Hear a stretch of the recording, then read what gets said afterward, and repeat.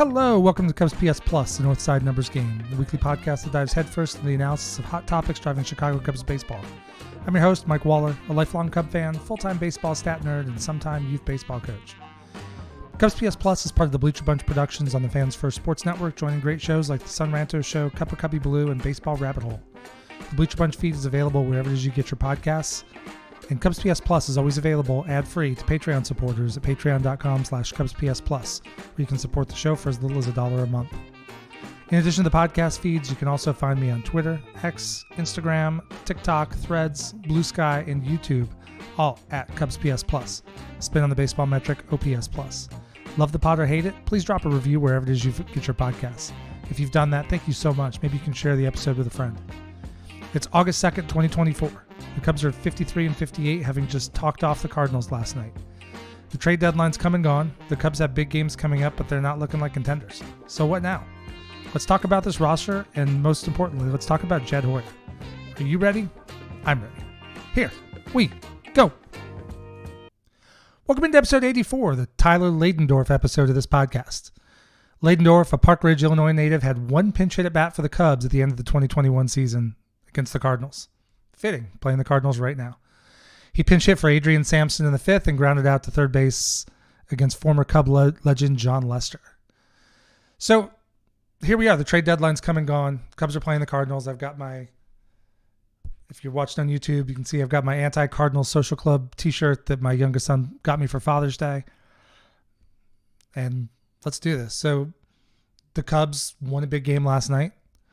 They're on a 2-game winning streak, which is, I don't know, about as far as these things have gone for the Cubs lately. And they're not really looking like contenders, but they're not out of it either. I mean, looking at the standings today, so right now the Cubs are batting in the bottom of the fifth with a 5-1 lead. We'll see if I can actually multitask enough to stay coherent on the podcast while somewhat tracking the game as well. But, you know, I mean, the Cubs are 53-58, as I said in the intro. They're in last place. They're 9.5 games behind the Brewers. They're a half game behind the Reds still after losing that series. You go to the wild card, you know, they're on the fringe of it. You know, the Rockies and Marlins are out. They've been out for a long time. The Nationals are pretty much falling out. They've lost 4 games in a row. They're 9 back. The Cubs are next. You know, you got the Braves, Padres, and Diamondbacks currently taking up the 3 wild card spots. Mets are a half game back. Cardinals 2, Pirates 2.5, Giants at 4.5, Reds 5.5, Cubs at 6. So they're right at the, you know, they'll be contenders for a little bit longer unless they, you know, stack up some wins and get some of this done. So I wouldn't say they're out of it now. And we sort of saw that reflected at the trade deadline too. But they're at that edge. You know, if they go lose 3 of their next 4, they're probably done. And all of that matters in the sense that creeping into the playoff race or falling out of it changes how you play the rest of the season. And it changes, you know, what they did leading up to the break could have gone differently had the team gone in different directions. You know, if the Cubs had absolutely, like, truly tanked and been down with the Marlins and the Rockies were, I think we'd have seen a lot more selling. If the Cubs had gone on a tear and gotten themselves, you know, within, you know, 3-4 games of the division lead, get into or very close to a wild card spot, I think they would have added more. So they're just kind of in this, I don't want to say no man's land, but they're in this kind of iffy zone. And I think where it really matters is Jed Hoyer and his 1 year left on his deal. So if we back up, I'm going to talk a little bit about Tom, and I'm going to talk a lot about Jed Hoyer today. But so Jed Hoyer took over after the 2020 season, after COVID, coming out of COVID, right at the time of the, you know, Tom Ricketts quote about biblical losses. That's probably the one time Tom really pulled back payroll. He really tied Jed's hands that first off season that led to, you know, non-tendering Kyle Schwarber. It's a move that fans still complain about today. And while he was not having a great run at that point in time, he certainly has had a good run since he went to the Nationals, Boston to Philadelphia. Now he's not hitting for average like I thought he always would, but he's taking his walks. He's hitting 30, 40 home runs and driving in a lot of runs, and he's very popular still. But that led to the Yu Darvish trade, and ultimately that led to the sell-off. So if you look at Jed's career, This is his fourth year. He got a 5-year deal when he took over as president of baseball ops, or POBO, for the Cubs. And so this is his fourth year. And if you look at it as kind of, leading into a season, during a season, and then what you do after. Lead into a season, what do you do during the season? Then what do you do before the next season? It kind of stacks up like innings. So I'm kind of looking at Jed today. You see the episode title. Jed's kind of in the 8th inning of his contract. And the Cubs are seeing the same kind of results Jed's seeing, honestly. Like, I can't say Jed has been terrible, but I certainly can't say Jed has been great. If you look back over the course of his time, he started with a sell-off. Some of that was not necessarily his decision. He was involved, so it's not like he came in as a third-party outsider that had absolutely nothing to do with what had gone on. But it was Theo Epstein's show, and they had that core. They had that core of, Hendricks, who's still here now, but they had Chris Bryant and Kyle Schwarber and Wilson Contreras and Javi Baez and Anthony Rizzo. Ian Happ was up for a good chunk of that time. Like, all those guys came in together over the span of 2, 3, 4 years. And I've talked about it a lot on this podcast. I hit it a lot last year, but the Cubs never did anything to extend that window, really. They just continued to spend more money with largely the same team. They kept having to buy pitching because they weren't developing any of that. And so it got to a point where 2021 was the walk year for Javi and KB and Rizzo. And so the choices were extend, keep them through the season and try to compete, or trade them. And when the Cubs had an 11-game losing streak and fell way out of contention, there was the big sell-off. But at the same time, when Jed inherited president of baseball operations, the Cubs had one of the bottom farm systems in baseball. I think they were, I want to say, heading into the 2021 season before all those trades, or maybe this was before even the Yu Darvish trade that did net them. I know several of the guys are still in the system, but Owen Casey is looking like the big get from that class. Maybe still Reggie Preciado. He's still coming up in the minor league system. He has been able to, over the past few trade deadlines and drafts, 2021 is also the year that Dan Kantrovitz went in. Greg Zumack and I talked about this last week. He came in and took over the Cubs scouting and drafting process, and they've been doing much better in the draft since 2021. So between the drafts, between the trades, between getting some guys off of, finding guys on waivers, I don't think they've made any substantive Rule 5 picks, but, they've been able to definitely increase the baseline talent of the system. I mean, if you look back at the Cubs top 30 list from 2021 and look at today, unfortunately, you'll see some sad stories in there because you're going to see Miguel Amaya, Edward Alzolay, Braylon Marquez, those guys up, Brennan Davis up at the top of the system. And those guys, we'll see about Amaya. Adbert's shown good things when he can stay healthy, but that's been his big issue. It's just a much deeper and better looking group now. It's certainly more versatile. It's more balanced. So I'll put that in the positive category for Jed. I think he's done a good job, especially at deadlines on trades. I've liked more of his trades than I haven't. You don't win them all. Then you look at building the roster. So 2022, they had some guys at the end of 2021 that, playing out the string after the core was traded, had fantastic years. Frank Schwindel, Rafael Ortega, Adrian Sampson. Some of those guys played really well. And so they were obviously in rebuild mode, had to replace so many things. They were young, didn't have a lot going for them, honestly. And so that year was about seeing what guys could do. That was the year we wound up seeing Christopher Morel come up, and we saw, sort of the first flashes of Keegan Thompson and Justin Steele, and we saw Brandon Hughes, who was really good until he got hurt last year with the Cubs. But he didn't, and he was incrementally adding talent. So after the 2021 season, he did sign Seiya Suzuki and Marcus Stroman. Those were two good free agent signings that made the team better. But he never really went all in. And I can understand why he wouldn't at that point, but these are all choices he makes, and this is the context I want to put it in today. I know there are things we want to do as fans. There are things we think teams should do. There are things we've seen other teams do. I want to look at everything today through the Jed lens. Like, what does Jed see and what does he think? 2022 was another sell-off at the deadline. They were able to get Ben Brown. They got Hayden Wozniacki. They got Daniel Palencia. Daniel Palencia came in 2021 for Andrew Chafin. But they were able to pile up more talent. And they went into last season with, taking chances is going to be kind of the theme of this too. It's Jed's 8th inning, but being aggressive, taking chances is something that he's not been particularly strong at.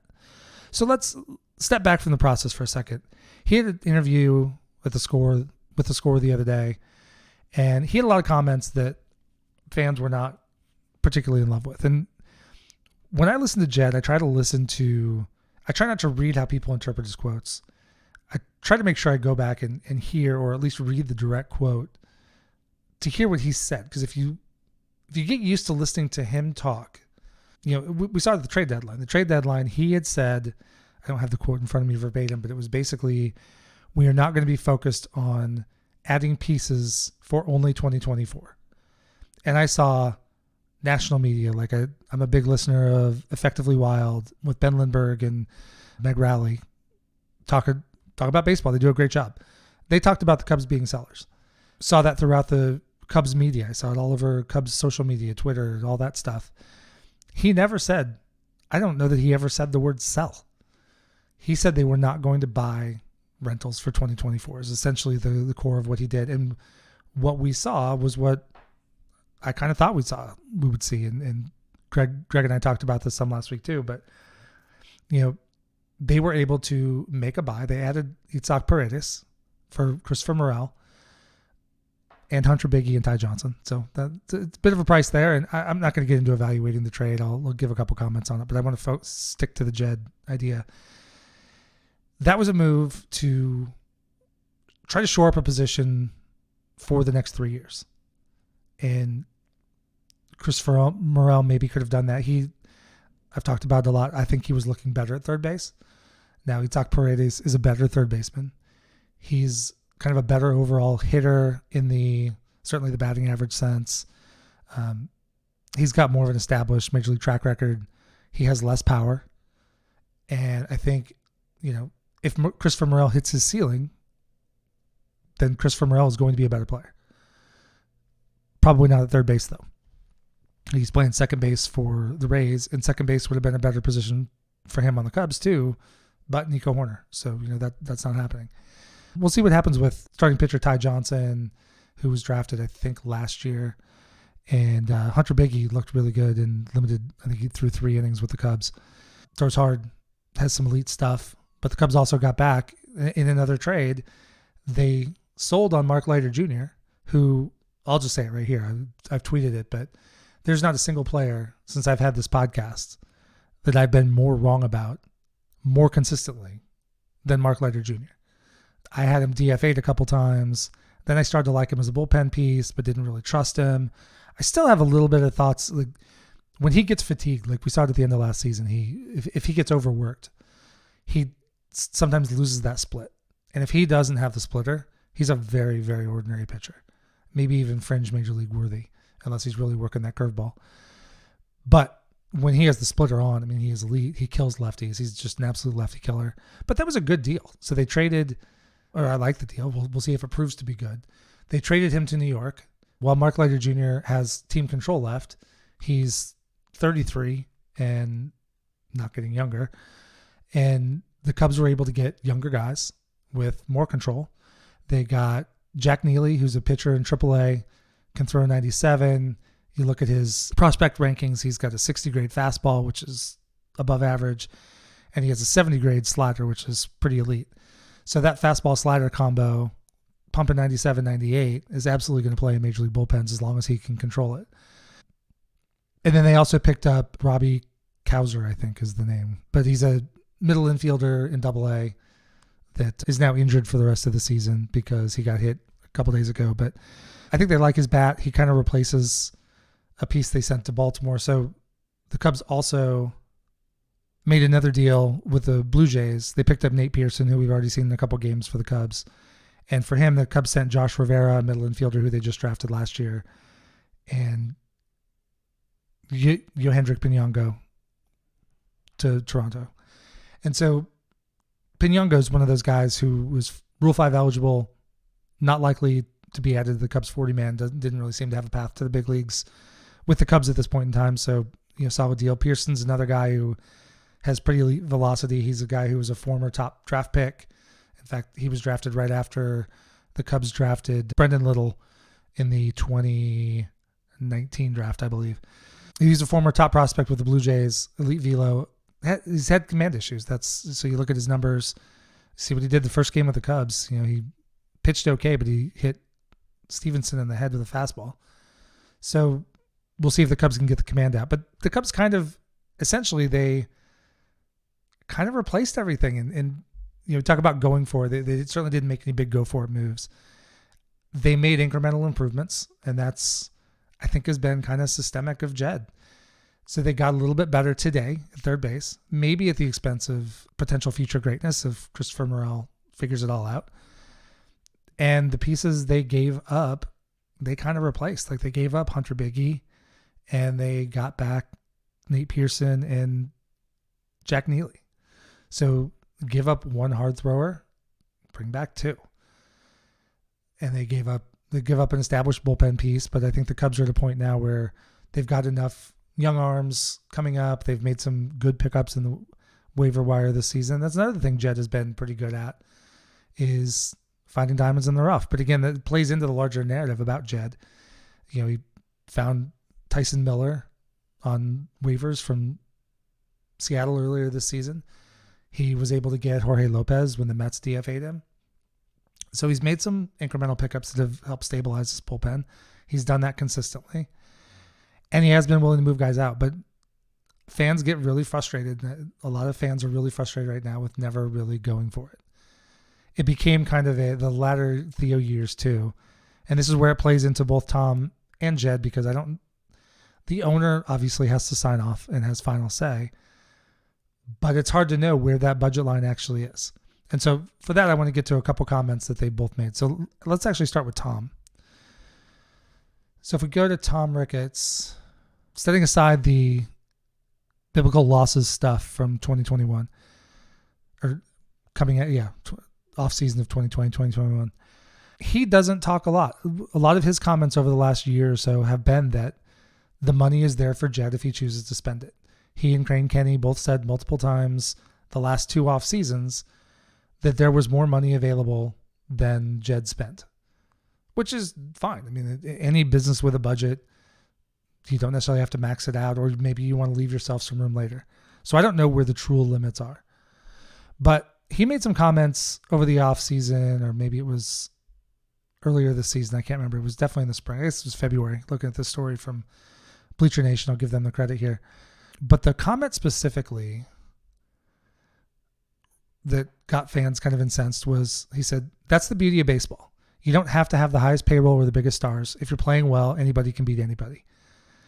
And then he was asked what it would take to increase the payroll. The Cubs at the time were around $200 million. Ricketts threw out a quip. I hate when he quips. That's where you get biblical losses. He said, more revenue. Well, now we have a nice big fat Motorola patch on the sleeve, so more revenue. He said, we're right at the CBT, the competitive balance tax levels. He said, it's kind of our natural place for us. That should be enough to win our division and be consistent every year. So that quote has been read into by so many people as CBT's our cap. We're not paying tax. But if you look at what Tom has done through his history, he has paid the tax multiple times. I don't think they quite went over in 2016 because that team was so young. But they definitely went over it in 2017, 2018, 2019.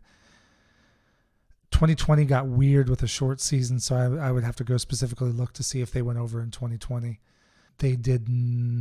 I think they saved enough money to pull back in 2021. Have not been back over it since. So what does it mean? I hear what he said. He said being right at the CBT is a natural place for them. So that tells me that's where the Cubs are going to look to be most of the time. That may be the starting point. What I have seen happen is when the Cubs have the opportunity to win, which they did last year, they almost made the playoffs. And you know what? I don't think last year's team could have competed, but I didn't think Arizona's could either. And they went to the World Series. So it's a postseason tournament now. If you make it in, you got a shot. And then this year, they've spent right up to it. I looked at Spot Track the other day, and they are right at 233, and the CBT is 237. I'm not sure with some of the guys they moved how that money plays, but they didn't move any big money guys anyway.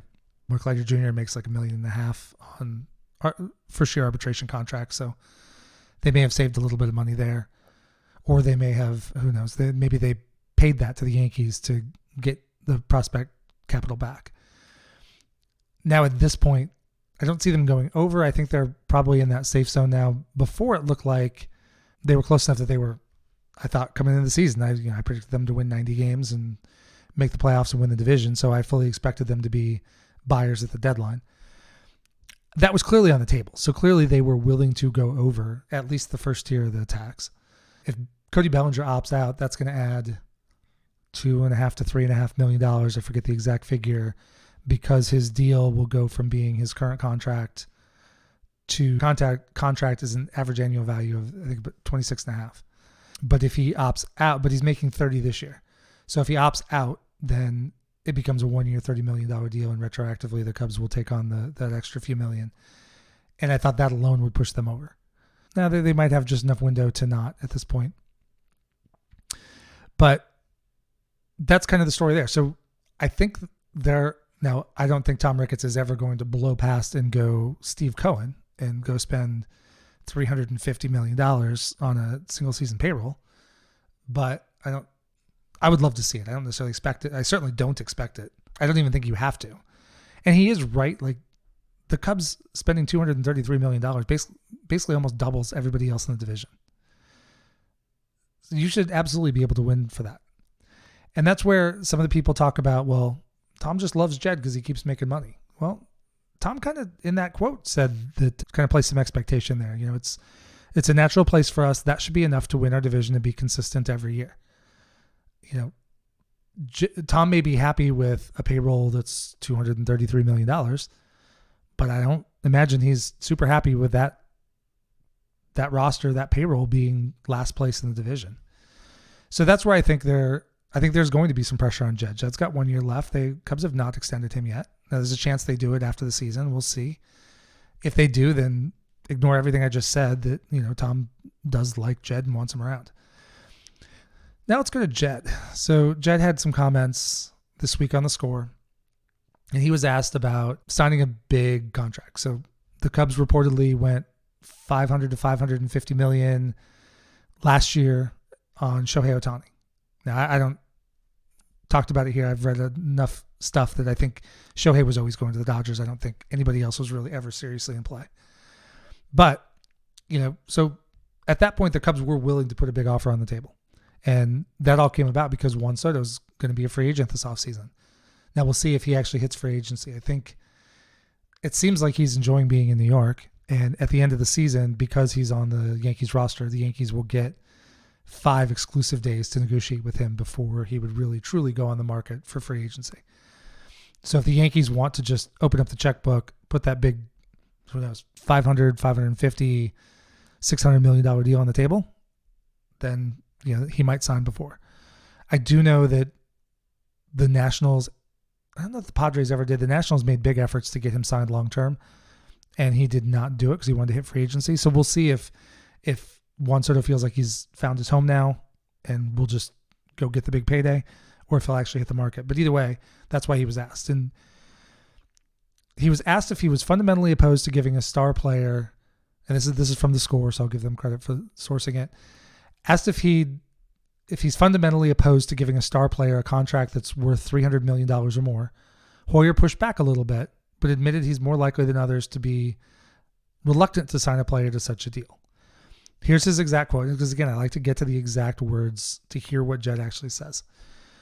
"I would not say that I'm fundamentally opposed to it," Hoyer said on the Parkins and Spiegel show on Wednesday afternoon.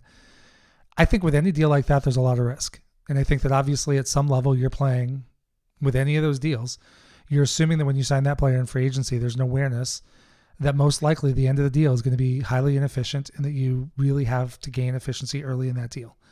So yeah, I think there's, of course, a lot of risk in that." And then he followed up and said, "I'm not fundamentally opposed to it. I do think I'm probably more risk averse on those kinds of deals. Those are the deals you sign the truly elite. I think obviously there's a lot of risk in them, but fundamentally, are there players in this league that I think are definitely worth it? Absolutely.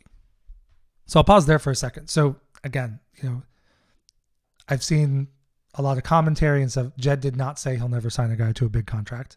Obviously, they made a huge offer last year. He is right. And I find often that Jed is actually right in what he says and then not necessarily right in how he applies it. So in this case, Shohei Ohtani is a once in a lifetime, once in 5 lifetimes player. Assuming he comes back healthy from his elbow surgery next year, he'll be pitching and hitting. He's basically he and Aaron Judge are the best hitters in baseball right now. And Shohei's just killing it in LA, as expected. So then you tack on, he's the, international sensation. You get the whole country of Japan following him, and, no brainer of a deal. Juan Soto is that kind of player too. Juan Soto is absolutely on a first ballot Hall of Fame career track. He's elite offensively, nothing special defensively, but he gets on base. He hits for power. He is making he and Judge are making the Yankees go. They have a lot of issues this year, but they're in first place in a really tough division. And he's a huge reason why. And he's a big reason why Aaron Judge is having the year he's having, in addition to talent. So I get it. And I think the big question there is, it's the aggressiveness. It's the willingness to take a risk. I mean, let's look at the Mets and Padres. They have both spent a ton of money certainly 2 off seasons ago. And the Padres are just trading away their entire farm system because they have all these guys inked for 6, 8, 10-year contracts. But they went for very good players. So, the Padres over the last 4 or 5 years have locked up Manny Machado, Tatis Jr., Xander Bogaerts, just guy after guy after guy. And some of those deals are great and some are not great. So Tatis was great because they locked him up when he was young. Now, then he got popped for PED suspension, missed a year, and he's had other issues since then. But that's the kind of thing that happens. Like, Tampa had never locked up anybody on that kind of massive deal. And then they had Wander Franco come up, and they did that deal. And now he's on trial in the Dominican for chasing a 14-year-old. So there is massive risk. All of a sudden, you get a guy who's not there. Tampa's probably going to be able to get out of his contract. I don't know the legal ins and outs, but I'm sure there's some sort of behavioral citizenship clause, like don't be a pedophile felon. But injuries happen. We see Mike Trout got that huge deal. Let's talk about the Angels. They went super aggressive a few years ago because they knew they had potentially limited window with Shohei Ohtani. They had Mike Trout in his prime. They went out and signed Anthony Rendon for a massive contract. I forget the exact numbers, but $38 million a year for like 7 years, I think. And they had inked Trout to what was at the time the biggest deal ever. I think it was 14 years, $350 million, something like that. And then Shohei was obviously going to get very expensive through arbitration because he was so good. So they had those guys. Right now, Mike Trout is out for the season again. He's got a meniscus tear in his knee. He's missed so much time the last few years. Anthony Rendon basically can never play. He plays about 12 games a season, it seems like. And I was looking at the numbers. Those two guys together, Rendon and Trout, are making $75.6 million from the Angels this year. The entire Tampa Bay payroll per spot track is $76.6 million. So those two guys not playing are making $1 million less than the entire Tampa roster. So it's crazy. So he's right. There are big risks in those contracts. I mean, if and not just the back end. So Mike Trout's obvious deal at the time. He's your homegrown kid, best player in baseball. Every team would have given him, if not that much, something close to that if he had hit the open market. I mean, he's surefire first ballot Hall of Famer. People had called him the best player in baseball for at least 6-8 years. Elite defensively at a premium position in center field, elite power, elite batting, good eye, all around great dude.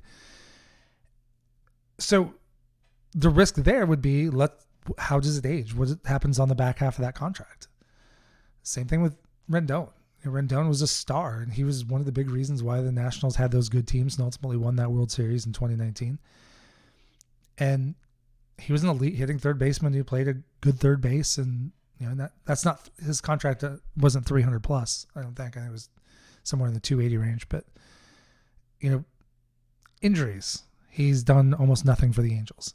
Mike Trout had some good seasons after that long deal, but now he just misses big chunks of time every year, and it's so sad to see.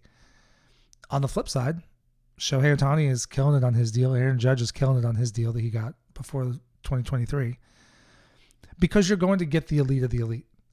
And I see more risk with pitchers. We've seen DeGrom get a massive deal, Scherzer, Verlander, all those guys have gotten big paydays and then also had some big injuries. But, that's what pitching is today. So, you're rolling those dice. Position players, it's more length and all that sort of thing. And you just have to decide. Like the Dodgers, that's why they spent so much money this offseason. They got Ohtani. They know basically, they don't really have to justify that contract. I think he's going to come out of it with all that deferred money. He's going to come out of it as, having a big ownership stake in the Dodgers. And they're going to make money hand over fist while he's there anyway. But competitively, you're now paying a huge amount of money. Not as much as they should. It's like 46 in the CBT with the deferred money instead of the $70 million for what would have been a $700 million contract had it not all been mostly deferred. But they are spent. That's why they went and spent so big on Yamamoto. They made sure they traded for Tyler Glasnow. And again, speaking to risk, Tyler Glasnow comes with a bunch of injury risk, and he's missed chunks of time this season. And that's one reason why I would have been in favor of the Cubs trading for him. I talked about it a little bit. I was kind of good either way. With he's a very good pitcher when he's healthy. Cy Young level good. And when he's on, that's awesome. But he also misses tons of time with injury. I don't think he's had a single season where he's pitched over 120 innings. If he has, he's only done it once. So not a guy you can count on to go out there and make 32 starts and stay at the top of your rotation or even necessarily be healthy for the playoffs. So I got the risk there. But in the Dodgers case, they signed Shohei Ohtani, 10 years. At some point he's going to stop pitching. Hopefully he comes back. I like watching him and all that. But at some point he's probably going to stop pitching and become exclusively a position player, where he'll probably be a really good right fielder. And at some point, the bat's going to slow down, but, he's signed for a 10-year deal into his late 30s. I think he just turned 29 or 30 this year. I can't remember which. So he'll basically have that deal till he's 40. But he's a guy, unless, again, you can't always see the injuries coming. Some guys have a track record. Anthony Rizzo had the back that was causing him repetitive problems. We got Tyler Glasnow has consistent injury problems. Those guys do come with risk, but they want to maximize the first 5-6 years of that deal. They know that barring injury, Shohei Ohtani is going to be absolutely freaking great for 5 to 6 years. He'll be good after that. He'll be great for 5 or 6 years. So let's get a young Yamamoto. Let's get Tyler Glasnow. Let's take a chance on extending Glasnow, because now if I have healthy Glasnow and healthy Shohei at the top of my rotation, plus the other guys the Dodgers always develop, that's money. So they're going for it. They found that window to go for it. Theo, when he built the Cubs up, he was biding his time. And then before the 2015 season, that's when he started to go for it. That's when he signed Jason Hayward and traded for John Lester, and then later added Ben Zobrist and just, made some of these deals because he knew he had the prospects coming up. So Cubs fans are getting impatient waiting for Jed to go for it. And he says it himself. He tends to be risk averse, and that's what we've seen. And at some point, this is what leads me into this roster right now and the fact that this is Jed's 8th inning. I can look back over his time here. I don't think he has taken one big shot since he's been in charge. He's made some good signings. He's made some good decisions. Everybody makes good decisions and bad decisions. He has said it himself. It is his goal to stack good decisions on top of good decisions. And as somebody in my own day job who has managed people and led a department and built out a function, that's a good way to manage something sustainable. And I get his goal. His goal is to have a consistently strong farm system that is feeding talent up to the majors so that you can have a good number of relatively cost-controlled players coming up and filling gaps and, go to AAA to bring somebody up to cover an injury, all that, deep pitching so that you can constantly have guys coming up from Iowa and filling up that bullpen or making spot starts when starters go down. I get it. That's a brilliant play. And when he talks about, he's made comments before about, being like the Rays or the Guardians. That's what they do. But the Cubs also have a giant advantage that they haven't put to good use, and that's budget. The Brewers do a great job of, and the Cardinals, both, of creating devil magic, and that devil magic comes out of filling a roster with good, solid guys, having young players come up and compete, and somehow managing to keep it going and keep it going pretty consistently. Now, the Cardinals fell back last year, but for the most part, they're pretty consistently good. They're never great without spending a ton of money. Now, the Reds and Pirates are young. The Reds have shown that they will spend for a year or two when they really think they're there and then pull it back. Pirates haven't really, they've shown some signs lately of extending some guys. So maybe they're coming out of it, but the Cubs have an advantage in their division that nobody else in their division has. Cubs can go out and outspend them. It also means that outspending means, in theory, you should be able to get maybe one or two more stars than the other teams. Maybe you don't have to put as much pressure on your system to develop a true star. You can develop a bunch of really good baseball players and then go bring in a star. Bring in a Soriano and a Jason Hayward and a Dansby Swanson. Now, Dansby Swanson, I would say, not quite star. His price is elevated because shortstop is a premium position, and that year there were 4 big ones on the market that drove up everybody's asking price. I mean, Xander Bogaerts, I still think, talk about risky deals. Xander Bogaerts for 11 years, $280 million is insanity. Again, I don't care how a billionaire spends their money, so fine. And if the thing is, all of these things are choices. So we're going to get in the roster here in a minute. It's all choices. Jed can choose to use every dollar Tom gives him. Tom can choose to give more.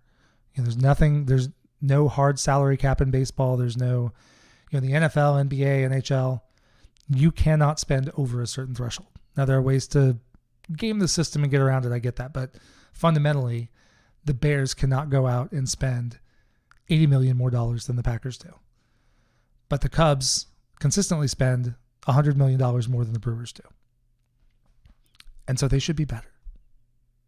They should be better. So Jed hasn't really gone for it. He has built up a very solid roster, and this trade deadline added to it. Seiya Suzuki, if he could be healthy for a full season, I still think he can be a borderline star, like a 150 plus WRC plus kind of player. I mean, he's hitting like it right now, but every year he's been here, he's had, whether it's the oblique or I forget what it was his first year, oblique the last 2 years, it just, some point he misses a month. And then he struggles because you miss a month and you come back and got to get the timing back. Most of the time he's really good. So he's not quite at that elite level. Cody Bellinger gave them a couple months of elite level play last year, and that's when the Cubs got hot and looked really good and wound up with a top 10 offense. Ian Happ is a tier below that great player. He's a very good player. He's a good defensive left fielder, and I know that that's a loaded thing to say because left field. But he plays a good solid left field. He's a good hitter. He gets on base. He hits for some power. He goes through hot and cold stretches, but everybody does. On the whole, he's a really good asset to the team. Dansby Swanson consistently gives you elite level defense. And usually he gives, some power and some streakiness. This year, now he's coming around right now. This is probably the best stretch of the season, at least in terms of how he looks at the plate. But he's just vanished for most of the season this year offensively. Nico Hoerner, good hitter, pretty consistently 105 to 112 WRC plus. Like above average, a little above average, gives you good speed, great defense. He can play shortstop if Dansby's hurt. So again, a valuable player, not a star. Christopher Morel had star potential, but was not playing up to star level. Was not ultimately good enough defensively at third base. Again, maybe he's a good athlete. Maybe that could have been worked on over the course of a couple more seasons. But the Cubs chose to go in another direction. They brought in Itzhak Paredes, who's been an all-star. He's 25. He's 4 months older than Christopher Morel. Was actually signed in the same international free agent class that Christopher Morel was. So, they're basically the same age, and Paredes is a little more advanced in his career. but he's also closer to his ceiling if he's not at his ceiling right now. He's a guy who hits for some power. He can hit you. He had 31 home runs last year. Now, some of that was Tampa. They had that short porch in left field that he just pulled everything right down the line. But also, he hit, I think I saw a tweet the other day, 53% of his homers were not at Tropicana. So it's not like he's only putting homers into that short porch. But he also has power for doubles. He's already had a couple of those. He had a couple of those against the last game of the Red Series when the Cubs won 13-4. But again, like, somewhat limited ceiling. Catcher has been a black hole. I mean, Miguel Amaya has shown he's been a lot better at the plate since he talked with Nelson Cruz, got some advice about his front step, and he's hitting better now. We'll see. He was a former top prospect, just wasn't able to get there because of injuries until he looked okay last year as kind of the third catcher, took over the second spot. But is he the answer? I don't know. So you look at that lineup, and right now the Cubs have Ian Happ under contract for 2 more years. Center field is theoretically a mix of Tauchman, who's still under team control, Bellinger, who has up to 2 years left on his deal or could opt out. And then really right now it's PCA's job. And he's a rookie. He's 22. So I'm hoping he's going to develop, and he's hitting the ball well lately. Hoping he's going to be there for a long time. So center field is kind of taken. Right field, Seiya Suzuki's under contract for 2 more years. Now, Happ and Seiya both have no trade clauses. Those can be worked around. Guys do get traded with no trade clauses on the regular. Most of the time, those clauses are not executed. So they could. I think Happ is less likely to than Seiya because Happ is a little more invested in the Chicago community with some of his side hustles, and then he also just got married to a woman who's from the Chicago area. So I think he's less likely to waive his no trade clause, but it is possible. You look at first base, they got Michael Busch, who everybody has him in their top 5 for National League Rookie of the Year. I think that's deserved. He's shown to be a good hitter and looking like a really good get from the Dodgers. But again, like his ceiling, he looks like a 20, 25 homer guy. And that's just what they have, like, across the board on this team. And so the Cubs have gone from a roster a couple years ago that was full of like Ildemaro Vargas and Jonathan VR and the rotting corpse of Andrelton Simmons' career. I mean, there was just so little talent on that roster to now look and see that, Itzhak Paredes is under team control through 2027. Dansby Swanson has 5 years left on his deal after this one. Nico's signed for 2 more seasons also. Michael Busch and PCA are both pre-arb. Amaya's pre-arb if he's the guy. But catcher is also probably not a place where you're going to get that massive offensive upgrade, particularly because the Cubs had it and gave it away in Wilson Contreras. So Jed now looks at this team, and he looked at it last year, and the decision he made was that I've built a pretty good team. We have good pitching, and they still have good pitching. The pitching is carrying them through whatever it is they're accomplishing this year is due to the pitching. And decided that it was a top 10 offense. I don't know who all they might have, shoot their shot with in the offseason when they took a run at Ohtani. It was never going to happen. They wound up bringing Bellinger back.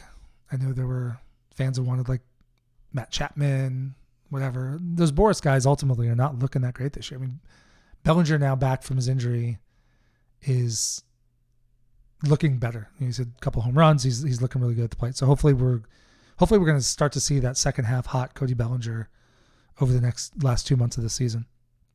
But you look at this team, and it's got to get better. Like, they're in last place. They're trailing teams that, frankly, they should be lapping.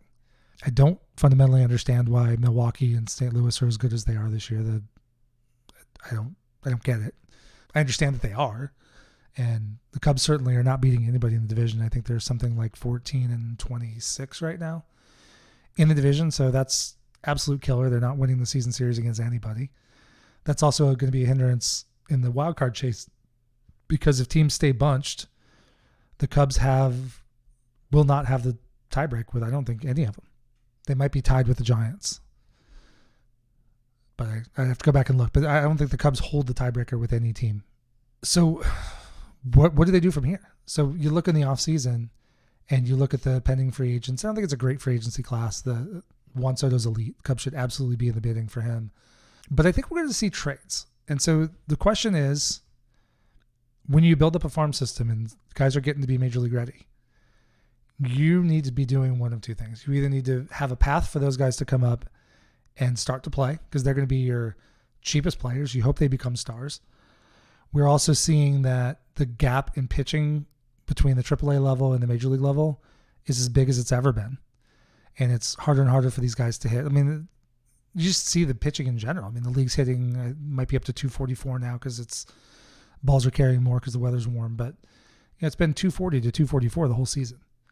And that's just historically low. It's the lowest since the baseball raised the mound after the 1968 season. So nobody's hitting. Nobody's stringing together. I watched an old Harry Carey clip I saw on TikTok the other day. And just flashing back, talking, basically highlighting some funny Harry stuff from in the game. But at one point, it might have been Steve Carlton. I saw a couple Harry clips that night. I don't remember which game it was. But they were talking about pitching to the catcher in the 8th spot because the pitcher's coming up next. And they were actually saying, Harry and Steve were talking about being careful with the catcher because the pitcher's hitting 250. And it just made me laugh because all of Major League Baseball is hitting, under 245 this year. And we just had pitchers hitting 250 for a season back in the 80s. I realize that's the minority, but there were definitely guys who did it. So the Cubs have to upgrade somewhere. And not a lot of guys on the free agent market, which means prices are going to be high for those elite guys. We're starting to see, and we saw it with some of the Boris clients last year, like the elite guys get paid. Shohei Ohtani is absolutely going to be worth his money. Multiple teams are going to want to give it to him. We saw that with Aaron Judge. We saw that with Carlos Correa. We saw that with Trey Turner. We've seen it with DeGrom and Scherzer and Verlander. I think we would have seen it last year with Aaron Nola, but I think he wanted to stay in Philly. He signed quickly. The elite players are going to get paid. Everybody wants the controllable young players because they're cheap. It's the middle that gets squishy. So when Jed talks about risk on a contract, there is risk on a contract. We've been over this in this show. But there's bigger risk, I think, in that next tier. That next tier where Dansby Swanson, Jason Hayward come in. Guys who are not that truly elite level. They're very good. Maybe they even look like they're trending into that truly elite level. And you pay them that $150, $200 to $250 million contract that is now spread over 6 to 8 years. Now you've got both years and money. And one of Jed's things is minimizing risk. He has talked a lot about liking, and unfortunately the market has moved in a different direction, but Jed likes the more expensive, shorter contract, the high AAV, low year contract. Because if you think a guy's going to be good for 3 to 5 years and you can get him for 3 or 4, you feel really good about him being worth all that money in those 3 years. It's kind of what the Cody Bellinger contract is this year. It got it short, so it's a maximum of 3 years. Looked at times this season like it wasn't trending well, but I think he came back too soon from that rib injury after he ran the center field wall. And I think that definitely messed with the swing. His power was gone. He's crushing baseballs right now. So I think after this last stint on the injured list, I think maybe he's back to being fully healthy. But I think Jed felt really good about a couple years, even up to, and then if you feel really good about 2, you can eat 1. It's not that big of a deal. And the Cubs have shown they'll eat money. They ate the last year of Jason Hayward's contract. They're eating money on Trey Mancini and Tucker Barnhart this year. They've done it before. Or you can trade a guy away, sometimes swap bad contract for bad contract, and kind of use money to make that deal a little bit better.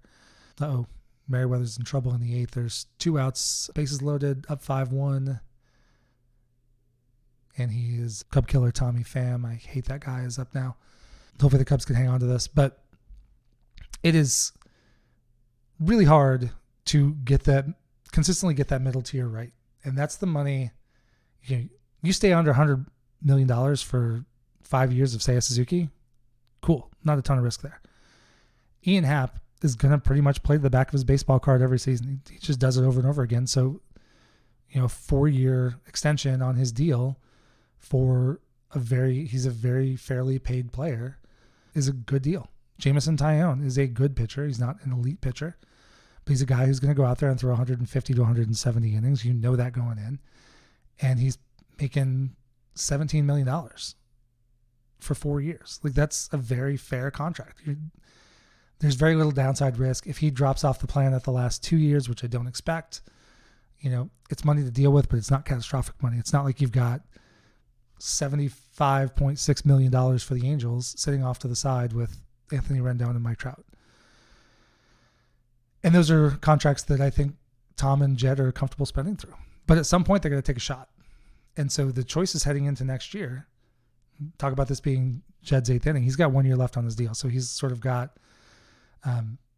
unless they extend him, he's got the rest of this season, basically from here until opening day next year, to improve this roster to the point where they can compete for a division championship. He famously said this was not going to be a rebuild when they traded off the 3 big stars on Blue Friday back in 21. It's absolutely been a rebuild.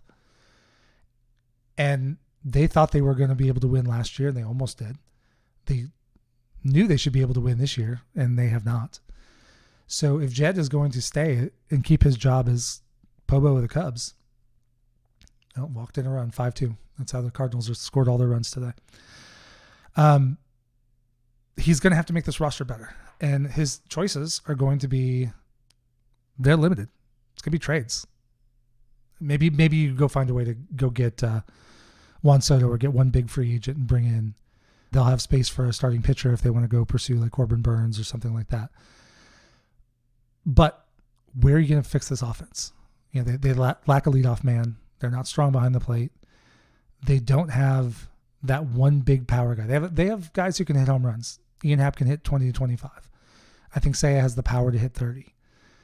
Itzhak Paredes can hit 20, 25. Dansby Swanson can hit 25. Michael Busch, I think, can be a 20, 25 homer guy.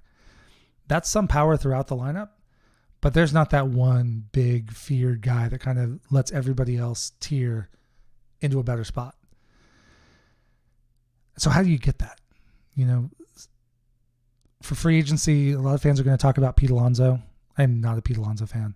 I like watching him. He's fun, but I do not think that bat is going to age well. He's already starting to fall off this season.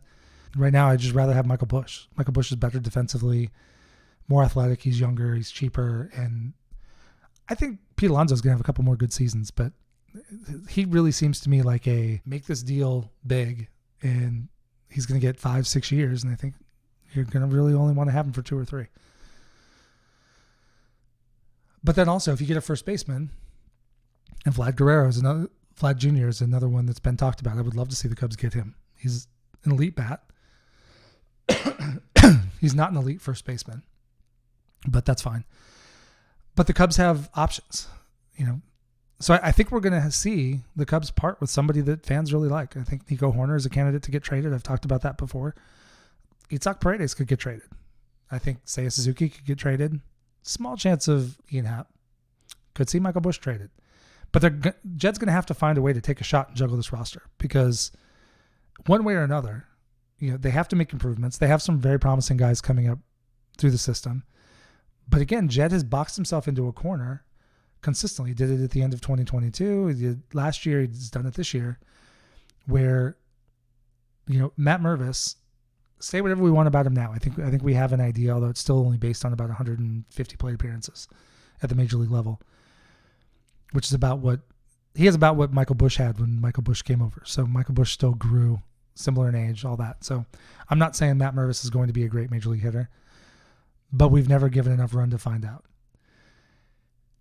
And these guys are just boxed out. James Triantos is very close to the major league ready. Matt Shaw is absolutely destroying the Southern League with Tennessee in AA. I think I saw over the last 2 months, he's like a 164 WRC plus. He's the second best hitter in that league and has been pretty much since May. And one thing I really like about Shaw, not only was he drafted last year and shot up the system, I actually like that he had problems this year in April and early May, because as a hitter, you are always eventually going to have to make adjustments. You're going to have to, have pitchers find the holes in your swing. You have to figure out how to work around that. So now that he's already done that and come back with so much success is really good to see. We know he can do it. Next step is to get him to AAA or get him up to Chicago. Moises Ballesteros, hopefully he can. Sounds like he's not a good defensive catcher at this point, and Some of the reviews I've heard is that he's actually actively bad. But that bat is incredible. He's just killing the ball in AAA. Basically seems major league ready. Dude's 20. So, how do we get these guys a path when every spot on the roster is filled with pretty good? The Cubs took some chances this year. They did go ahead and they passed on a Matt Chapman who would have been a higher floor player than Christopher Morel to let Christopher Morel go at third base. They gave him 3 months. They traded for Michael Busch and committed to him. Now, I think they genuinely liked him, and they've been right on Michael Busch. But they gave him a run. How is Matt Shaw going to get a run? Or how is James Triantos going to get a run? Or Kevin Alcantara? Or Alexander Canario has gotten very little playing time when he was healthy. Now he's not healthy again. Could be out for the season with a hamstring strain. And now the Cubs have walked in another run after bringing in Neris. So here we go. It's now 5-3. But how are they going to do that? There's no path for these players to come up. You can put them on the bench. But again, back to choices. There are ways to do this. The bench spots this year have been atrocious for the Cubs. Patrick Wisdom, Nick Madrigal, Miles Mastrobuoni. You're going to have the backup catcher, so that is what it is. Mike Tauchman has been good. But those bench spots, other than Tauchman, really don't get to play very often. Mastrobuoni did a little bit. He was starting to take over more of the third base with Morel DHing more before they traded Morel. But there's a DH spot, which the Cubs typically rotate, or right now they've got effectively 4 outfielders they want to play, or 2 first basemen, depending on how you see Cody Bellinger. And the Cubs could use those bench spots. Make sure that all the starters are getting a day off every week to 10 days. I mean, Joe Madden did that a lot and had a lot of success with it. And you were able to take advantage of guys like Tommy La Stella and Chris Coughlin on the bench, get them in. Wilson Contreras would come up and be the third catcher, but play some left field and just bounce around. Kyle Schwarber came up in limited doses. So there are ways you can get Moises Ballesteros up here to DH a little bit. You can get one of the young outfielders, Owen Casey or Canario, into the outfield even a couple times a week. You're not going to commit to them yet. Time may come, but they're still going to have Happen Suzuki and all that this season. But there's a way to get those guys at bats without necessarily having to just bench and Happ or say a Suzuki, which isn't going to happen. Ooh, Neris got out of it. Cool. So 5-3 lead going to the bottom of the 8th. Sorry, hopefully you don't find this terribly distracting. So they got to find a path up for these players, or those players have to be traded. And those players could be traded for much bigger pieces. Like you might throw Casey and Triantos and a pitching prospect to the Blue Jays for Vlad Jr. You might even have to go a little higher than that. But you've got to do something. I talk about it all the time. The farm system, prospects are assets, but they also are perishable assets. I don't mean that in human terms. I mean, I guess we all are. But their value doesn't stay the same.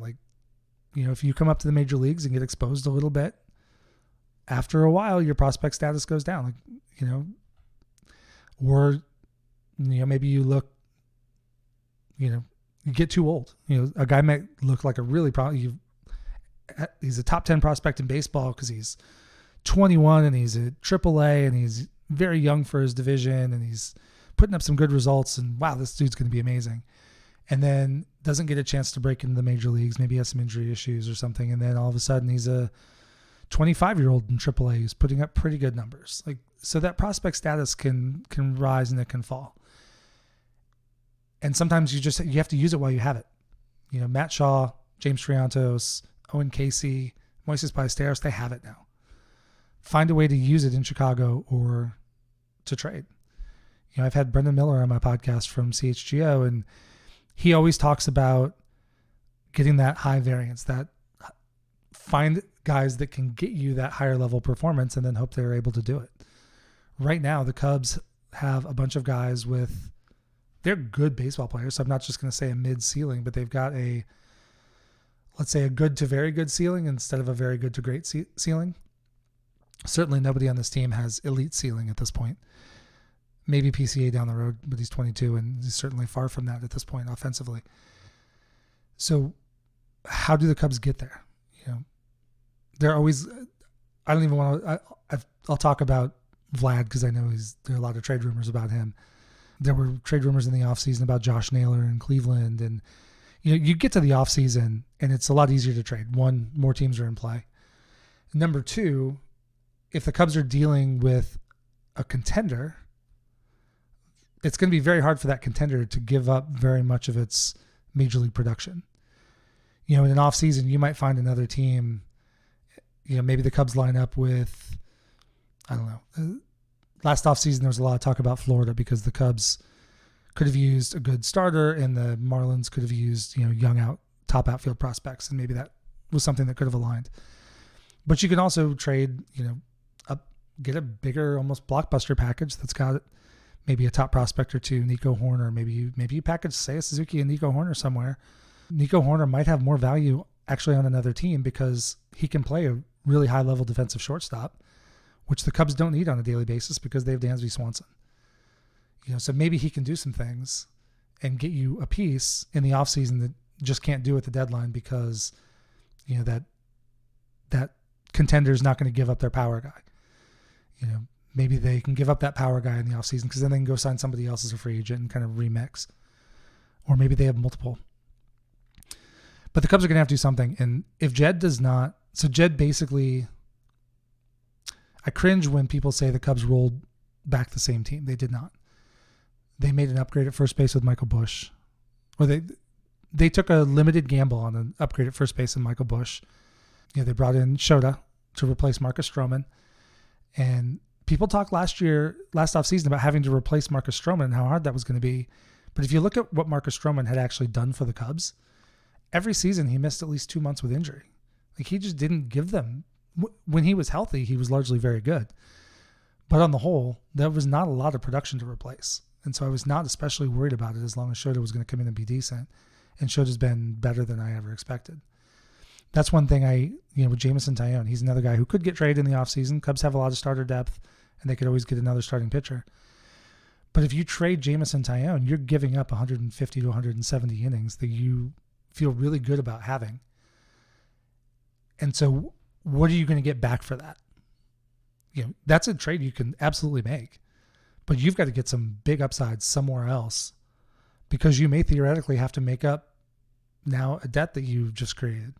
Because while the Cubs have a lot of young starting pitchers, I love Ben Brown and Jordan Wicks and Cade Horton's exciting. And, none of those guys have thrown 100 innings in the major leagues yet.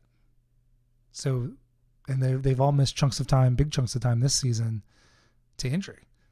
So I can't just go pencil Cade Horton in as the Cubs number 3 starter to go 150 innings next year.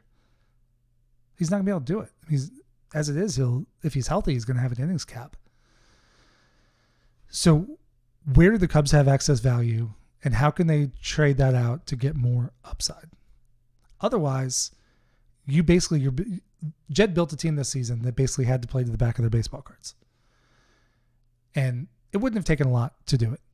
If Dansby was having the typical season he had, if Seiya Suzuki was healthy the whole season, excuse me. If Christopher Morel had even done what he did last year, the year before, be a very, very different situation. But it's the 8th inning. Jed's got to take chances. And that's either going to be swinging big in free agency.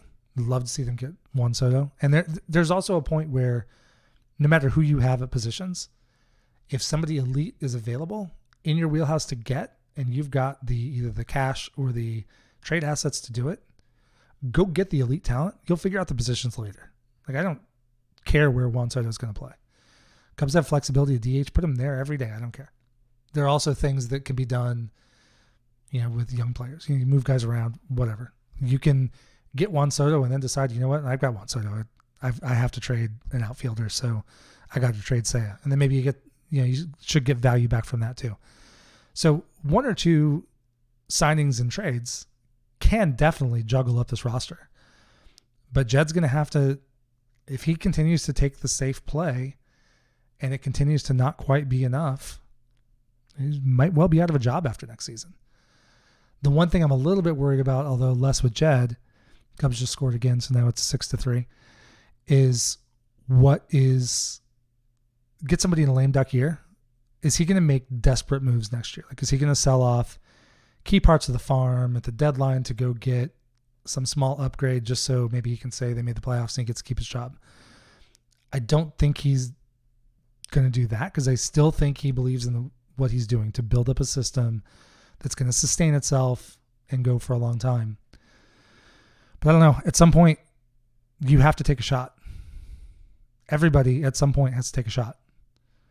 You know, Tom Ricketts is as conservative as he's been with the team and all that. He took his shot. He hired Theo Epstein. You know, Theo took his shot. He hired Joe Madden and made some big free agent acquisitions and some big trades.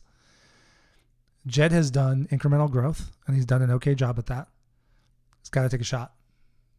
There's got to be something or someone that is the difference maker that we can point back to as being when, you know, Jed was ultimately successful with the Cubs. Because to date, he's had one winning season that did not result in the playoffs. And that's it. He's overseen a big sell-off. He's overseen a rising farm system, which is a positive. But now he's put together the most disappointing team I can remember. Excuse me, at least the most disappointing Cubs team I can remember since 2004. It's 20 years. And we're coming up, you know, next year is going to be the 9 years since the World Series. It's going to be the 7th year since the Cubs really did anything in the playoffs. And that's, you know, he's got to do it. Now, on the one hand, if the Cubs were to let Jed go and look across baseball for, you know, somebody outside the organization to come and look, I think the Cubs would be a really attractive job. I mean, you get to come to work at Wrigley Field every day. One, great fan support, great environment all season, especially when you're contending. But you'd be coming into, you know, assuming it continues on, the number 2 farm, you know, certainly a top 5 farm system in baseball. Cubs currently have 6 top 100 prospects by most services now that PCA is no longer on those lists. You know, you've got a owner that is at least willing to spend up to the tax threshold and has shown he'll go beyond it in the past. That's something a lot of places don't offer. You know, at least half of baseball cannot give you the spend that even the Cubs do without the ability to go higher. And probably puts the Cubs in, like, I would certainly consider them a top 5-6 job in baseball. You know, given the spend issues and the bigger markets, I wouldn't necessarily put them ahead of certainly not the Yankees or Dodgers. Mets, Philly are kind of right there. Braves, really good franchise. Cardinals, I hate to say it, are, you know, there's a good franchise, attractive job. Houston. But, like, after the Yankees and Dodgers, maybe Phillies, Mets, you know, the Cubs are, like, right there. And, you know, the Cubs have had a top 5 payroll multiple times while Tom has been here. Got scaled back post-COVID. I don't know how it'll go back. They do continue to add revenue. They own most of Wrigleyville. Now they have sponsor patches on the jersey. They've got their own TV network. Like, there's so many things going for them financially that they would have no trouble finding really, really awesome qualified candidates. So I'm not even going to speculate as to who might be available, because there's always, you know, Friedman's number 2 guy in Orgal, Gimming, the number 2 person in LA, or the number 2 person in Cleveland or Tampa or the Mets, Phillies, you know, might be perfect for the job. And I don't necessarily know who all those people are or stack their qualifications against each other, but Jed's got to do something. I mean, if Itzhak Paredes and maybe a pitcher and some bullpen improvements are the improvement for next season, yikes. They'll probably be better. I don't think Dansby Swanson will have a worse year at the plate next year. I think Ian Happ will do what Ian Happ does. I think Seiya Suzuki will do what he does. And even if he misses a month or two because of an injury, that's exactly what we've had for the past 3 years. Guys are going to do, I think, what they're going to do. So the offense should be better, but how much better? I mean, better enough to be 500-ish, which is where they should be right now. It's not exciting.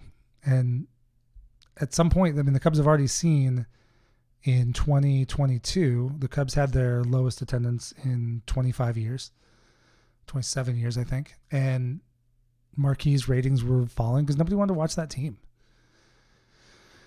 I had to because I had for some dumb reason started a podcast, so I had to watch the team to be able to talk about it. But fans were not interested, and last year brought things back. At least they were not as good as everybody wanted them to be. I think the Cubs wound up being better than a lot of people thought they would be. But it was exciting baseball, and it was exciting right up until the last week. I mean, you could see the end coming, but they were literally in it till the second to last day of the season. And this year, I don't know, they're flirting with it. We'll see how long they stick. And I think Michael Busch just made a nice play. Cubs win. The Cubs beat the Cardinals 2 in a row, and 6-3 win. Harris stays in for the 4-out save. So sing the song, fly the flag, everybody. But I'm going to get out of here. But the Cubs have to improve. If they roll this team back, they'll be good. They won't be great. They'll have a lot of opportunity. They'll be inherently limited in letting the kids come up to play. And if you're not trading the top of the farm system at this point for major league talent to start in your lineup and on your pitching staff, then what are you doing? I mean, so I expect things to change over the offseason. We'll see what they do. Watch for trades, watch for free agency. We'll talk about it more. But I really wanted to take a deep dive into Jed today because I've had a lot of thoughts since the trade deadline. I know this one's a little bit long, but I appreciate you sticking with me. And go Cubs. Hopefully they can take at least 3 out of 4 in this series. If not, get the 4-game sweep. Let's get hot and get back in this thing and have interesting things to talk about for the last 2 months. Thank you for joining me today. If you like this episode, please drop a rating and review wherever it is you get your podcasts, and share the episode with a friend. Just a few seconds from you gives me great feedback and helps other Cub fans find the show. You can find me on Twitter or X, Instagram, TikTok, Threads, Blue Sky, and YouTube, all at CubsPS+. And check out the Patreon page, patreon.com/CubsPS+ to help support the show. As always, the theme music for this podcast is Prospect Park West by Jerry McCoy. This is Mike Waller, host of the CubsPS+ podcast. Every day with Cubs baseball or talking about Cubs baseball is a great day. Go Cubs!